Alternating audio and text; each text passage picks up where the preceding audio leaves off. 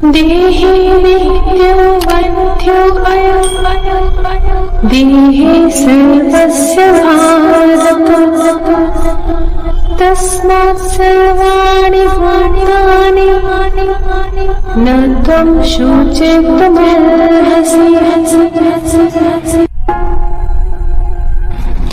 अर्थात तुम यह बात अच्छी तरह से जान लो कि जो सर्वत्र और सब शरीरों में व्याप्त है और चित्त में जिसके वध के विषय में सोचने पर भी जिसका वध नहीं हो सकता, वह एक रूप चैतन्य ही विश्व की आत्मा है।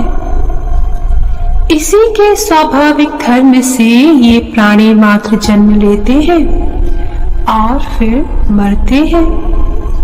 तो फिर ऐसी दशा में तुम किस चीज के लिए शोक करते हो? हे पार्थ, ये सब बातें तो बिना बताए ही तुम्हारी समझ में अच्छी तरह से आ जानी चाहिए, पर पता नहीं क्यों ये सब बातें तुम्हारी समझ में नहीं आ रही हैं। किंतु हे भाई अर्जुन, तुम्हारा यह शोक करना मुझे तो सब प्रकार से दोष युक्त ही जान पड़ता है।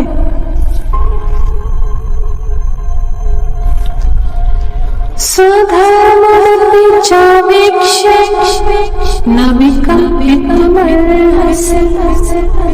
धर्म्यार्थे युद्धाच्चे अन्यक्षत्रस्य न विद्यते।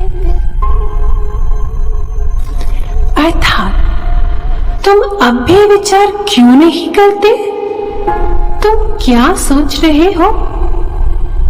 जिस स्वधर्म से तुम्हारा उद्धार होने वाला है, तुम उसी स्वधर्म को भुला बैठे।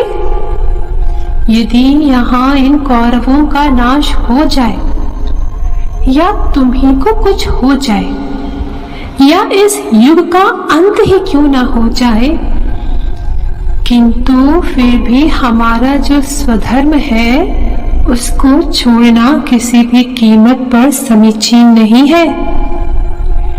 यदि तुम स्वधर्म को छोड़ दोगे तो क्या तुम्हारी इस अवसर की कृपालुता तुम्हारा उद्धार कर देगी? इसलिए यह स्वधर्म सर्वथा त्यागने योग्य नहीं है। हे अर्जुन, यदि तुम्हारा चित्त इस समय करुणा से ओतप्रोत हो गया हो तो ऐसा होना ही इस युद्ध के समय सर्वथा अनुचित है।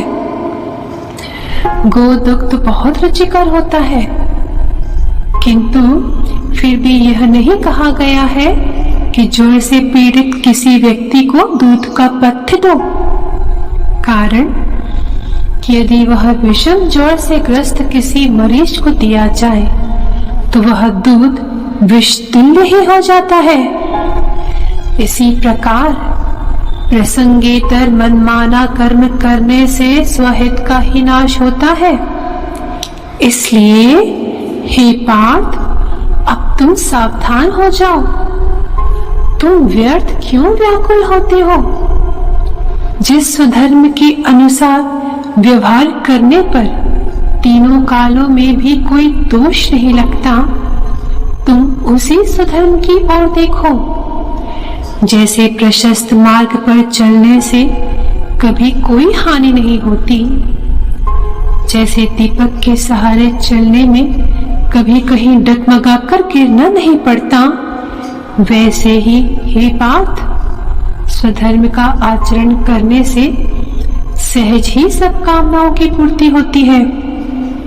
इसलिए तुम्हें यह बात अच्छी तरह से समझ लेनी चाहिए कि तुम जैसे क्षत्रियों के लिए तो युद्ध के सिवाय और कुछ करना कभी उचित नहीं है। तुम सब प्रकार से शंका रहित होकर खूब डट कर युद्ध करो। अब लंबी चौड़ी बातें बहुत हो चुकी। जो बात एकदम प्रत्यक्ष हो उसका व्यर्थ विस्तार क्यों किया जाए?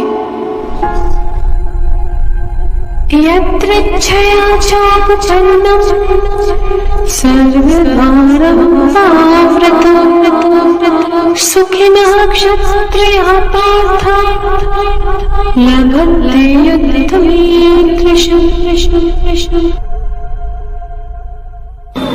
अर्थात हे अर्जुन, तुम यह जान लो कि इस समय जो युद्ध तुम्हारे समक्ष उपस्थित है उससे मानो तुम्हें सुख सौभाग्य का खजाना ही मिल गया है अथवा सकल धर्म का निधान ही प्रकट हुआ है। अजी, इसे तो संग्राम कहना ही उचित नहीं है। संग्राम के रूप में तो तुम्हारे लिए यह साक्षात स्वर्ग ही प्रकट हुआ है अथवा यह तुम्हारा मूर्तिमान प्रताप ही उदित हुआ है अथवा तुम्हारे गुणों पर लुप्त होकर कीर्ति उत्कट इच्छा से तुम्हें वरण करने के लिए आई है। क्षत्रियों के लिए विपुल पुण्यार्जन के बाद ही कहीं जाकर उन्हें इस तरह के युद्ध का सुअवसर प्राप्त होता है। जैसे मार्ग में चलते समय कोई लड़खड़ा कर चिंतामणि पर गिर पड़ता है अथवा जम्हाई देते समय मुंह खोलते ही उसमें अकस्मात अमृत आ पड़े, ठीक वैसे ही आज तुम्हें यह युद्ध का अवसर अपने आप प्राप्त हुआ है, ऐसा समझो। प्रसिद्ध श्री ज्ञानेश्वरी के अमृत वचनों का पुण्य श्रवण करते रहें एवं इस निःशुल्क किंतु अमूल्य वाणी का लाभ अपने सभी इष्ट मित्रों को भी पहुंचाते रहें। श्री हरि।